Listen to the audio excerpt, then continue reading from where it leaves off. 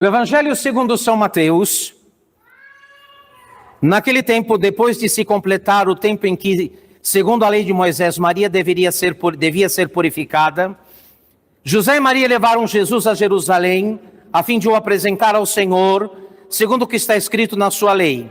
Todo primogênito será consagrado ao Senhor. E também para oferecer um sacrifício segundo a lei, 2 rolinhas ou 2 pombinhos. Ora, havia então em Jerusalém um homem justo e temente a Deus, chamado Simeão, que esperava a consolação de Israel, e o Espírito Santo estava nele.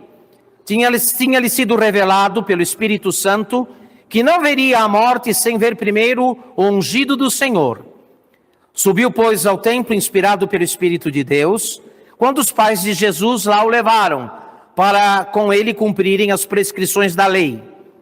Simeão tomou-o nos braços e bendisse a Deus, dizendo: Agora, Senhor, podeis deixar partir em paz o vosso servo, porque os meus olhos viram a vossa salvação, preparada para todos os povos, luz para iluminar os gentios e glória para Israel, o vosso povo.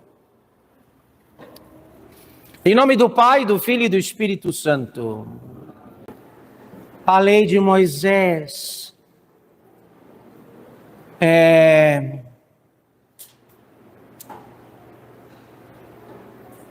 a lei de Moisés tinha como impuro todo aquele que tivesse contato com qualquer sangue.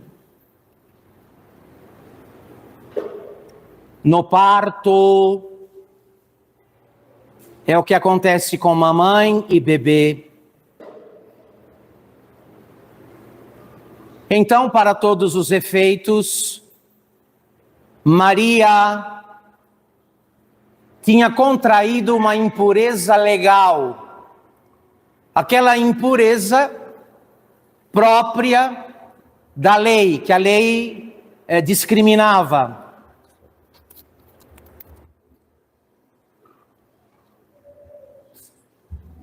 Então ela não podia entrar no templo, nem tocar em nenhuma coisa sagrada. Esta era uma lei que valia para todas as mulheres. Se a criança fosse um menino, a impureza legal durava 1 mês. Se fosse uma menina, o dobro. O dobro. Concluídos os dias para a purificação da Virgem Maria e para a consagração, porque Jesus era o primogênito, todo o primeiro filho era símbolo do Messias. Por isso, todo o primeiro filho, macho, deveria ser consagrado ao Senhor no templo. Já era do Senhor. Então se fazia o resgate. No templo, ao invés de sacrificar a criança, se a família tinha posses, era oferecido no lugar da criança, do menino, um cordeiro de 1 ano. Se a família não tinha posses, como era o caso de José e de Maria, para o resgate do filho, era oferecido um par de rolinhas ou pombinhos, como foi feito. Evidentemente que a Virgem Maria não precisava se sujeitar a esta prescrição da lei de Moisés, porque aquele que entrou, aquele que por obra do Espírito Santo foi gerado nela, sem ferir sua virgindade, sem alterar em nada o seu corpo, também não feriu e não alterou a sua virgindade quando dela nasceu e quando dela saiu. Ela não tinha nenhuma impureza do que se purificar, nem o seu divino filho. Não havia necessidade deste rito desse reconhecimento por parte das autoridades religiosas no templo, de que agora Maria, depois do puerpério, acho que é assim que se diz, puerpério, ela agora estava limpa, podia de novo entrar no templo, participar das orações litúrgicas públicas e tocar nas coisas sagradas. Por que o fez? Porque aqueles que Jesus Cristo veio resgatar, em primeiro lugar, estavam sob a lei. Não estavam fora, estavam debaixo do império da lei de Moisés. Então, quem quisesse resgatar e salvar os judeus, precisava encontrá-los onde eles estavam, debaixo da lei de Moisés. Por isso, Maria Santíssima e Jesus se submetem em todas as coisas às prescrições da lei, porque debaixo da lei estavam aqueles a quem Deus tinha feito por primeiro a promessa de salvação. Mas vocês sabem, é a profissão de fé católica com relação à Santíssima Virgem Maria, que continuou virgem, intacta e puríssima, antes do nascimento de Cristo, durante o nascimento de Cristo e depois do nascimento de Cristo. É o que confessamos, que afinal de contas, ela não, pela sua imaculada conceição, ela não participa da maldição que caiu sobre Eva, que prescrevia que o parto seria doloroso, que a mulher iria parir seus filhos com dores e teria que se sujeitar em tudo ao seu marido.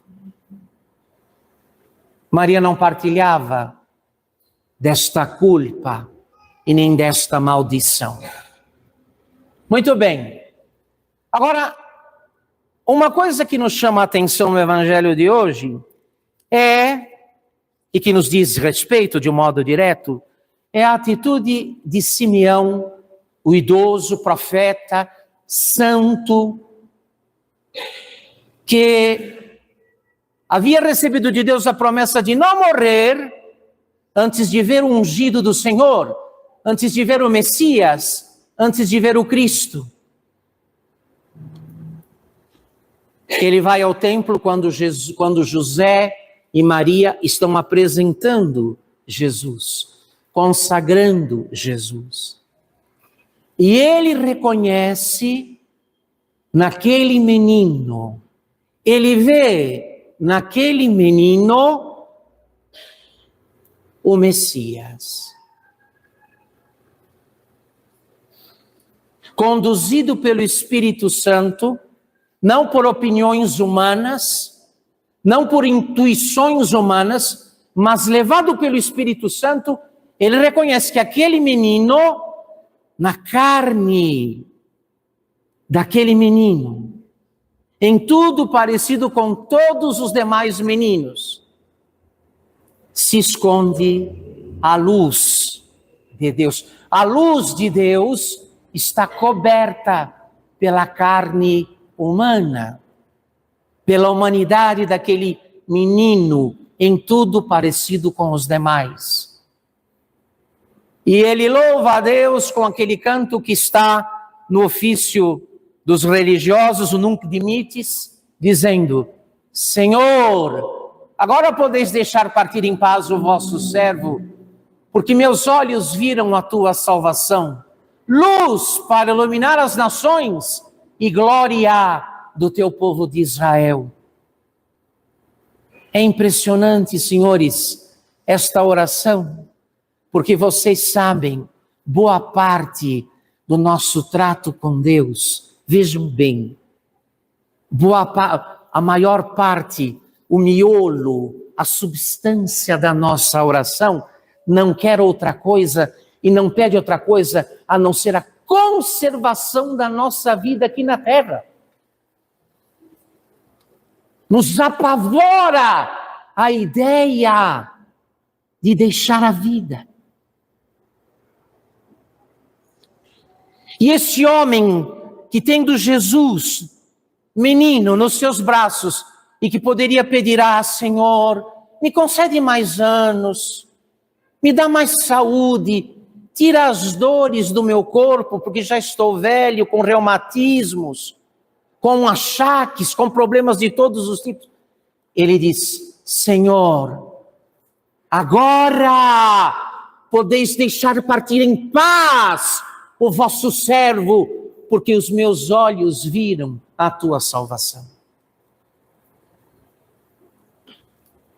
E é assim, não de outro modo, não de outra forma, que reage toda aquela alma que, mais do que encontrar a Deus, foi encontrada por Deus.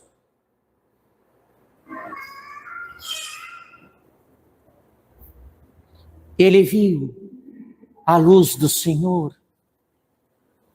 Ele contemplou no menino a beleza da divindade escondida pela humanidade. Que mais poderia desejar ou querer este justo, a não ser partir para estar com Deus?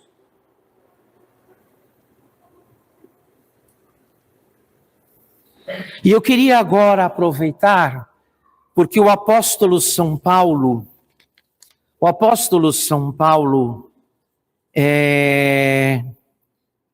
vai dizer na carta aos Hebreus, no capítulo 2, algo que deveria nos chamar a atenção, uma vez que esta figura, a figura deste homem santo, nos inspira nesta missa, onde se comemora a purificação de Nossa Senhora. Disse o Espírito Santo na carta aos Hebreus: por isso, visto que os filhos participam da carne e do sangue, ele também participou igualmente das mesmas coisas, a fim de destruir pela morte aquele que tinha o império da morte, isto é, o demônio, para livrar aqueles que pelo temor da morte estavam em escravidão toda a vida. Ah, então é isto que acontece. Qual é o tamanho da porta, ou da abertura, ou da brecha que damos para a ação do espírito do mal, para que ele ainda nos mantenha acorrentados e presos às coisas desta terra? É o medo que temos de partir daqui. É o medo que temos de perder o nosso império de seguranças humanas.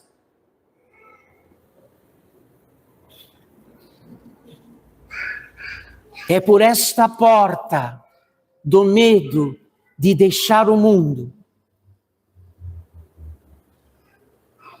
que o inimigo de Deus entra e sai a hora que quer e faz o que pretende fazer, uma vez que nos leva de ilusão em ilusão, de ambição em ambição, de preocupação em preocupação, de modo que já escapa do horizonte da nossa existência qualquer tipo de cuidado com a vida eterna, com o céu a conquistar e com o inferno a evitar. Acabamos adotando a mentalidade pagã do mundo neopaganizado. Deus não existe, nada de céu, nada de inferno. Qual é o maior bem? Gozar os prazeres. Qual é o maior mal? Sofrer.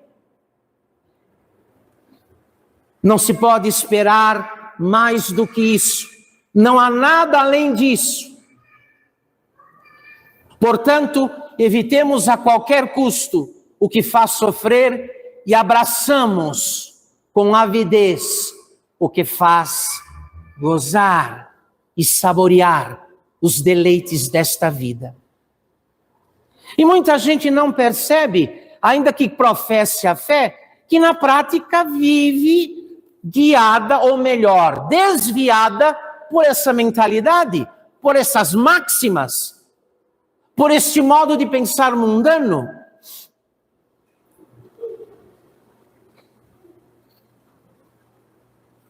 E quando Simeão tem o menino em seus braços, em suas mãos, não pede outra coisa, não quer outra coisa, a não ser isso. O quê? Partir. Meus olhos viram tua salvação, que preparaste ante a face das nações.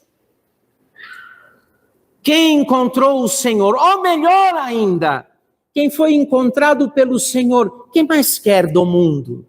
Quem mais procura aqui? Que deseja desta fábrica de miragens e ilusões chamada mundo? Mundo.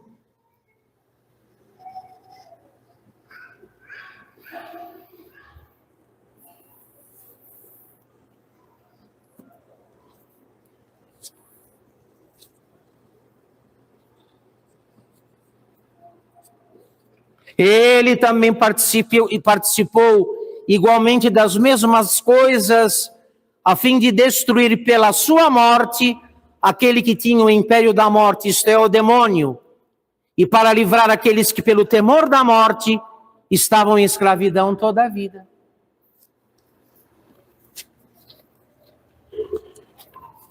Este que Simeão toma nos braços, vai dizer mais tarde, como adulto, quando adulto, eu sou o caminho, a verdade e a vida. Ele vai dizer, eu sou a luz do mundo. Quem me segue não anda nas trevas, mas terá a luz da vida. Ele vai dizer, eu sou a ressurreição e a vida. Quem crê em mim, ainda que esteja morto, viverá. E todo aquele que vive e crê em mim, não morrerá para sempre.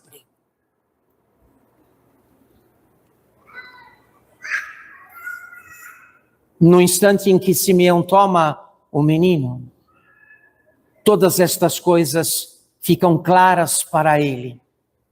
Esta ciência infundida na alma dele. E basta então. Basta das coisas que parecem ser para ir na direção daquelas que são de fato. Uma vez que não se pode pôr em equivalência a areia e o ouro. Não são equivalentes, areia e ouro. Ele viu o ouro, desprezou a areia. Ele viu o ouro, desprezou a areia. Agora, eu vos anuncio uma boa nova. Nós, que estamos na outra margem deste rio, e que, portanto, estamos no regime da nova aliança, do Novo Testamento, a nós foi reservada sorte maior e melhor. Porque, meus queridos, Simeão, o justo, o santo, o que esperava e colocava toda a sua confiança em Deus, teve o menino por alguns minutos, por alguns instantes junto de si. Mas a nós, o Senhor concedeu uma graça muito maior. Não de tê-lo simplesmente nos braços, mas de, pelo sacramento da Eucaristia, ter o corpo dele no nosso, o sangue dele no nosso sangue, a alma dele na nossa alma e a divindade dele na nossa humanidade.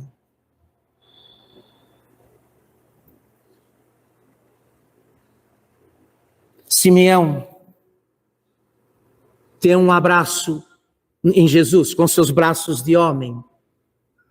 O teve no colo, mas nós, pela Eucaristia, receberemos um abraço, o abraço do ser de Cristo. Ele não abraça apenas com seus braços, mas com tudo que ele é e com tudo que ele tem. Para produzir pela união eucarística, aqui no tempo e no espaço, a forma mais perfeita, mais elevada e mais excelente de união, a mais excelente forma de união com Deus nosso Senhor, que só terá algo equivalente ou parecido no céu. Aqui não. Admire-se, irmão, de que com tão pouco, Simeão desejou tanto, e nós com tanto desejamos tão pouco. Chorando pelas migalhas do mundo, chorando as migalhas do mundo, que já estão perdidas para nós de qualquer forma.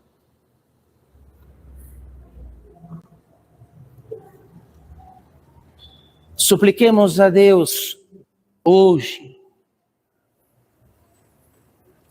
inspirados nesta atitude tão piedosa, tão amorosa destes justos que no templo realizam as profecias e cumprem os desígnios de Deus, que nós tenhamos consciência da sorte maravilhosa e muito superior que a bondade de Deus e a providência de Deus reservou para nós.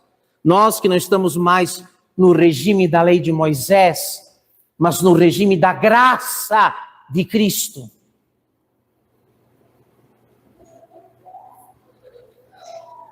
É isso que importa, meus senhores e minhas senhoras. E nós, hein? Vejam o grande Simeão, o bom Simeão, alguns instantes e quis Deus, não quis mais nada.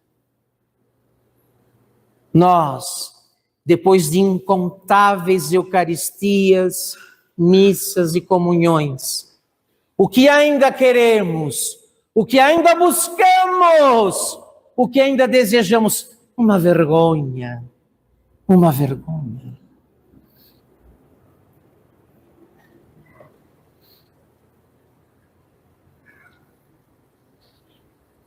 Fomos conduzidos hoje a esta celebração que teve início com a luz. Simeão viu a luz e desprezou as sombras.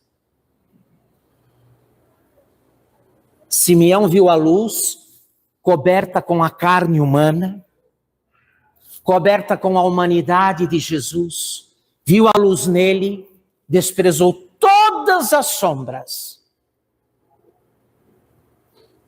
A nós agora é manifestada e revelada esta mesma luz, não outra, a mesma. Por esse Jesus, que para nós agora não vem propriamente revestido da carne de um bebê, mas das espécies do pão e do vinho, o mesmo, não outro, o mesmo, com seu corpo, sangue, alma e divindade. Vamos ver o que vamos querer depois que ele nos abraçar com o seu ser. Abraçado que foi por Simeão, despertou em Simeão todo o desejo de Deus. Não foi preciso mais do que isso. Não havia Eucaristia. Foi suficiente que Simeão o tomasse nos braços, o tivesse no colo, e todo o desejo do céu e de Deus informou a alma de Simeão. Agora, Senhor, podeis deixar partir em paz o vosso servo. Não quero mais nada, não preciso de mais nada. Vi a luz, o resto é sombra. Vi a luz, o resto é sombra. A nós, A graça é maior. Bem maior. Porque não nos é dado um menino para segurar, mas o abraço do ser do próprio Jesus, que abraça o nosso corpo com seu corpo, nosso sangue com seu sangue, nossa vida com sua vida, nossa morte com sua morte bendita. Então, meu irmão, olha aqui, se isso não te bastar, não há o que baste para você. Eu lamento. Se as ilusões, se as ilusões, se as paixões desceram tão fundo na tua alma, que este convite, este anúncio, não desperta em você mais do que uma leve admiração, então não há o que baste. Não há o que resolva o teu caso. Sinto muito. Sinto muito. Que não seja esta a nossa triste sorte, porque o Pai nos dando o Filho, no Filho já nos deu tudo. Não tem mais nada para dar. Em nome do Pai, do Filho e do Espírito Santo.